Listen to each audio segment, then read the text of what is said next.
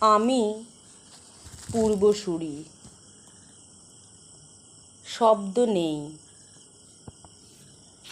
সব আশার ফল এইখানেই শেষ।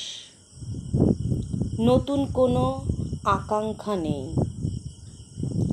জেদ, রাগ, অভিমানের সমাপ্তি। নদীর দুকুল ভেঙে গেছে, দুপার ঘোলাটে রক্তে ডুবেছে। শুকনো কাঠ কোথাও চোখে পড়ে না। বুঝলাম কোনো শবের চিতা জ্বলবে না।